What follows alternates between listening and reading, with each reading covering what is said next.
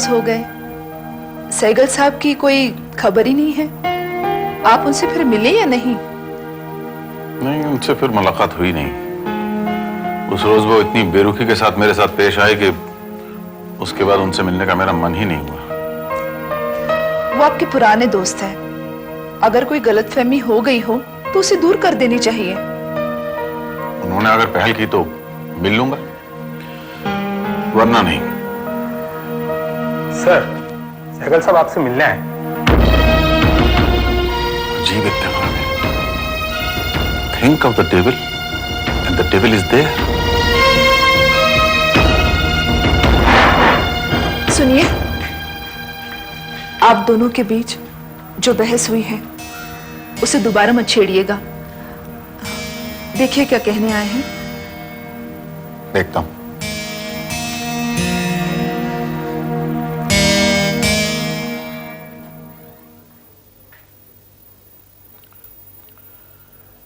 नमस्ते सहगल साहब।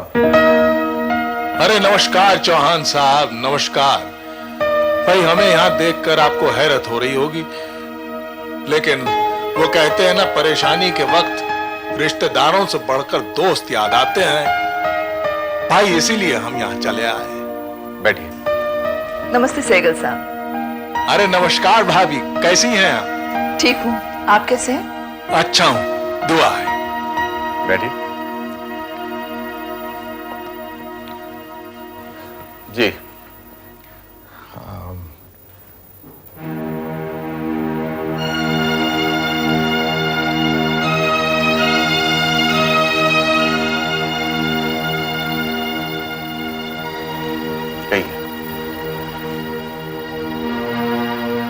अब नरेश के बारे में तो आपको पता ही है। वो जब से गया है उसकी कोई खबर नहीं है, और आपकी भाभी हम पर इल्जाम लगा रही हैं कि नरेश को इस मुसीबत में डालने वाले हम हैं। अब हम आपके पास मशवरा करने आए हैं कि इस मुश्किल से निकलने के लिए हमें क्या करना चाहिए। नरेश के बारे में आपको कुछ भी नहीं पता? चौहान साहब, अगर पता होता तो हम उसे घर न ले आते। आपकी बात पर यकीन करना बड़ा मुश्किल है सहगल साहब। नरेश का अता पता आपको ना मालूम हो, ये हो ही नहीं सकता। देखिए, आप अगर मशवरे के लिए आए हैं तो मुझसे कुछ भी छिपाइए मत, और ये ख्वाब भी अपने दिल से निकाल दीजिए कि मैं इसे अखबार में छाप दूंगा। अरे क्यों शर्मिंदा कर रहे हैं भाई? हाँ? आपने ठीक फरमाया कि हमें कुछ छुपाना नहीं चाहिए। देखिए, नरेश कहां था इसकी खबर थी हमें।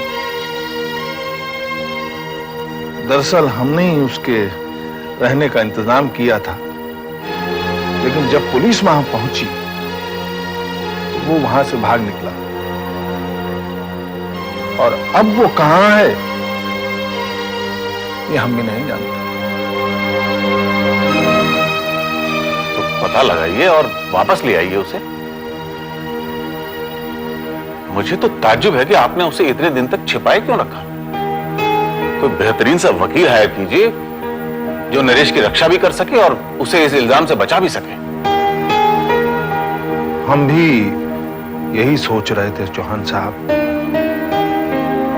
जहन में कई नाम आए, लेकिन ऐसे में किसका भरोसा किया जा सकता है। मेरे एक दोस्त हैं जिनका नाम मैं आपको सजेस्ट करना चाहता हूं, लेकिन क्या? बेईमानी और करप्शन से तंग आकर आजकल उन्होंने वकालत छोड़ी हुई है, लेकिन उनसे अच्छा वकील हो नहीं सकता दूसरा। वो अगर मान जाए तो नरेश जरूर बच जाएगा। क्या नाम है उनका? B.M. गुप्ता।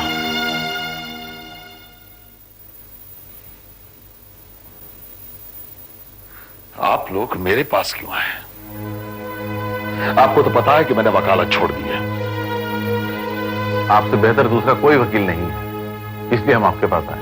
गलत कह रहे हैं आप। अच्छा वकील वो होता है जो झूठ को सच और सच को झूठ बनाकर अदालत में पेश करता है। वो मैं कभी नहीं कर सका।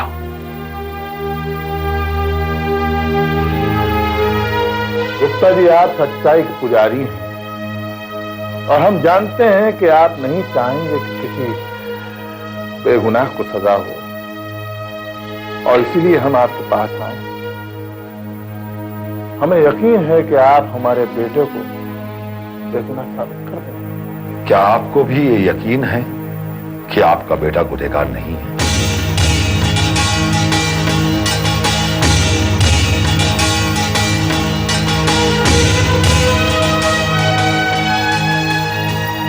हमें पूरा यकीन है,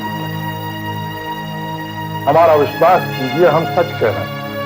लोगों पर विश्वास करके बहुत धोखा खाया है मैंने सहगल साहब।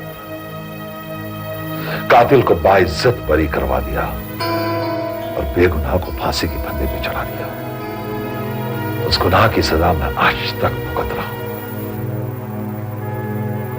एक बेगुनाह को फांसी के फंदे से बचाकर अपने गुनाह का प्रायश्चित नहीं कीजिएगा।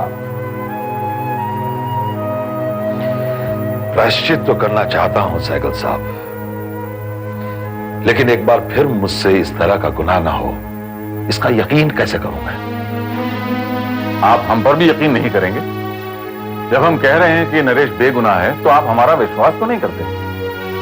एक पॉलिटिकल लीडर और दूसरा एक अखबार का मालिक, कोई और होता तो शायद यकीन कर लेता, लेकिन आप लोगों पर यकीन नहीं होता।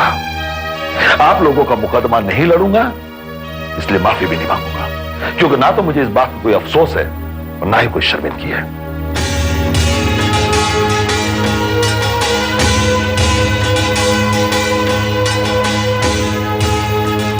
गुप्ता जी, भाई आप जैसे सच्चे और खरे इंसान को शर्मिंदा होने की कोई जरूरत भी नहीं है, बल्कि हम तो अपने आप को खुशकिस्मत समझते हैं कि चौहान साहब की वजह से आप जैसी महान शख्सियत के साथ मुलाकात हो गई।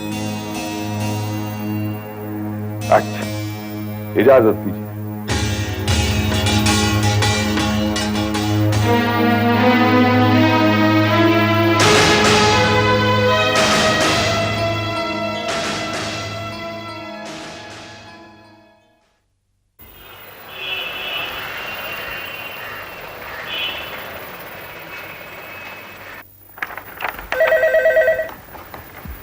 हेलो, मिस कनक शर्मा। हाँ, भेजिए उनको अंदर प्लीज।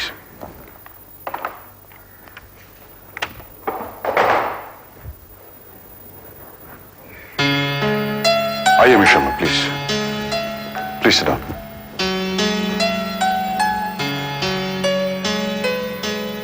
आप मुझसे शायद ये पूछने आई हैं कि कमिश्नर त्यागी के खिलाफ जो इंक्वायरी दर्ज कराई थी उसका क्या नतीजा निकला। इंक्वायरी कमीशन की रिपोर्ट बहुत जल्द हमारे पास आ जाएगी और नरेश की तलाश जारी है। हम उसे गिरफ्तार करके रहेंगे मिस शर्मा। मैं आपसे ये कहने आई हूं कि त्यागी साहब के खिलाफ जो रिपोर्ट मैंने दर्ज कराई थी, मैं उसे वापस लेना चाहती हूँ। क्या कहा आपने? मैं अपनी कंप्लेंट वापस लेना चाहती हूँ। कंप्लेंट वापस लेना चाहती?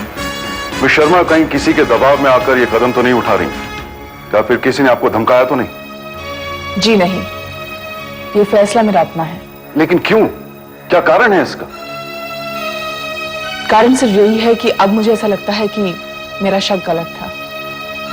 कमिश्नर साहब मेरे पापा के कातिल नहीं हो सकते, इसलिए रिपोर्ट वापस लेने का फैसला मैंने किया है। देखिए मिस शर्मा, एक बात और, ये फैसला सिर्फ त्यागी साहब के लिए है, नरेश के लिए नहीं। मुझे बहुत खुशी हुई आपका यह फैसला सुनकर मिस शर्मा।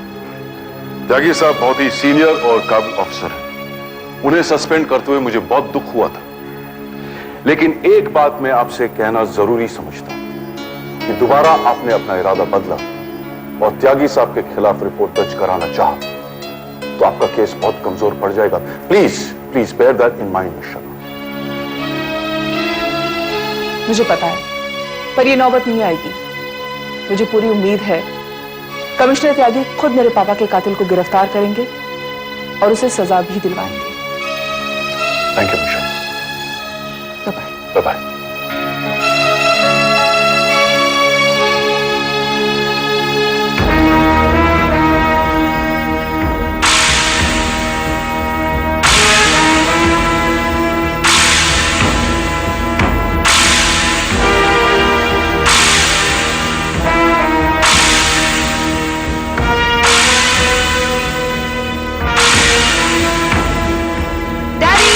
हाँ। टेरी, मैं बहुत दिनों से आपसे एक बात कहना चाह रही थी। कह डालूं? कोई अच्छी बात हो तो क्या, वरना नहीं सुनना मुझे। आपको खुशी होगी सुनकर। अच्छा, तो ठीक है, बता। ये मेरे कॉलेज का आखिरी साल है, इसलिए मैंने सोचा है कि रिजल्ट आते ही मैं पुलिस फोर्स में भर्ती हो जाऊं। पुलिस फोर्स में?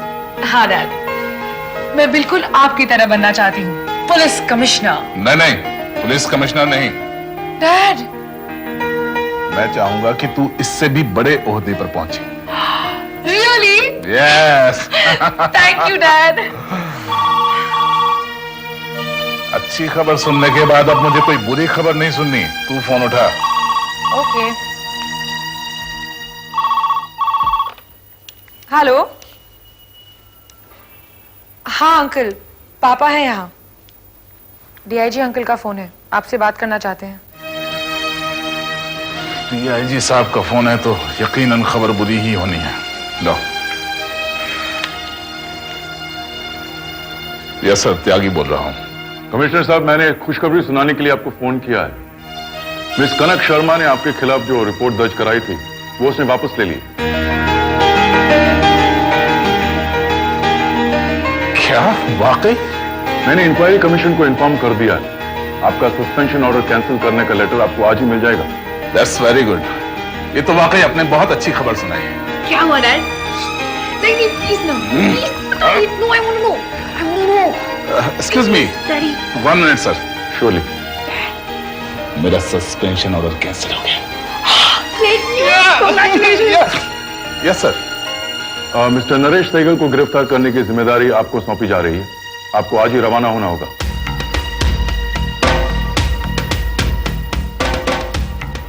मैं तैयार हूं सर। कमिश्नर साहब, आपको कितने पुलिस ऑफिसर्स और कांस्टेबल्स चाहिए ये मुझे बता दीजिएगा। मैं अकेला ही काफी हूं सर। हाँ, मुझे जरूरत पड़ेगी सिर्फ 2 चीजों की, एक जीप और एक पिस्तौल।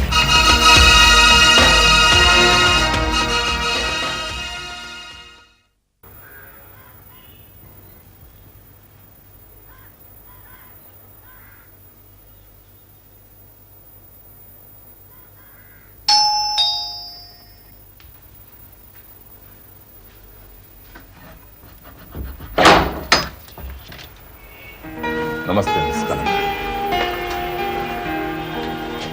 नहीं, मैं आपका शुक्रिया अदा करने आया हूं। आपने मुझ पर जो भरोसा किया उसका शुक्रिया। आपको पता होगा मेरे लिए फैसला करना कितना मुश्किल था, लेकिन फिर भी मैंने किया। मैं समझ सकता हूं, इसलिए अब मैं आपको एक आश्वासन देना चाहूंगा, जो फैसला आपने किया वो सही किया। बस इतना ही कहने आया था मैं। चलता हूं। नमस्ते।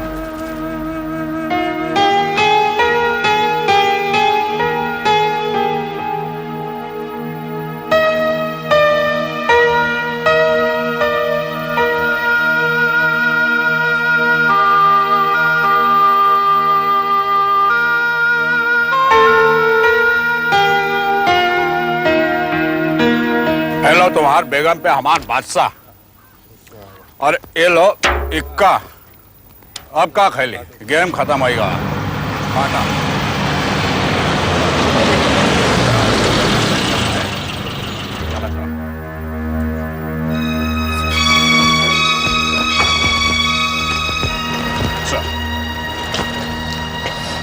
मिर्जापुर थाने का रास्ता ये है? और जी साहब। कितनी दूर है यहाँ से? साहब 10 मिनट का रास्ता है। पैदल या गाड़ी से? गाड़ी से तो साहब 2 मिनट का रास्ता मैं है। गाड़ी से ही पूछ रहा था। जी साहब। अरे फाटक खोला।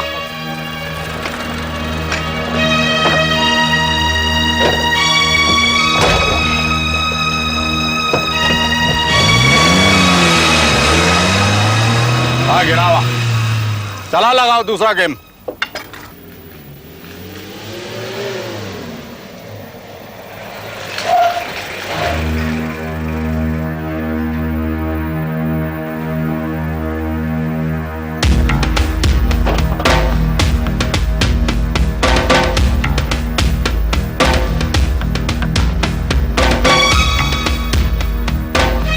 वॉचमैन,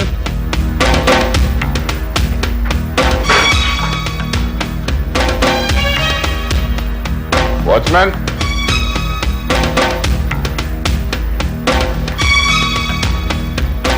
कोई है?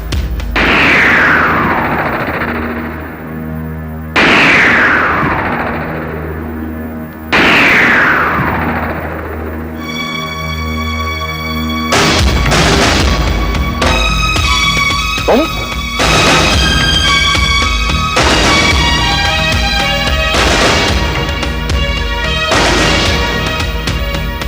तुम यहां क्या कर रहे हो? साहब हम तो यहाँ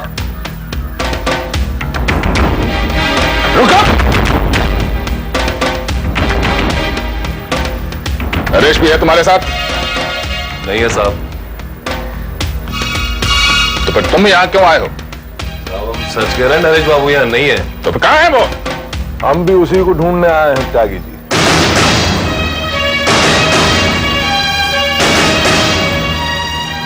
सहगल साहब, आप? ये पिस्तौल आप जेब में रख लीजिए। ये सारा हमारा इलाका है, यहां आपको कोई खतरा नहीं। खतरा मुझे नहीं, आपको है सहगल साहब। मैं नरेश को गिरफ्तार करने यहां आया हूं। अगर आप रास्ते में रुकावट बने तो आपका भी वही अंजाम होगा जो नरेश का होगा। अरे कैसी बातें करते हैं त्यागी। भला हम आपके रास्ते में रुकावट क्यों बनेंगे? भाई हम भी वही चाहते हैं जो आप चाहते हैं। ये आपका पुलिस डिपार्टमेंट नरेश को ढूंढ नहीं सका, इसलिए हम खुद ही चले आए। बल्कि सच पूछिए तो हमें आपको देखकर बहुत खुशी हुई। तो इस वीराने में साथ बैठकर खाने पीने वाला कोई साथी तो मिला। आइए अंदर बैठते हैं। साथ बैठकर खाएंगे, पिएंगे और जश्न भी मनाएंगे सहगल साहब, लेकिन नरेश को गिरफ्तार करने के बाद।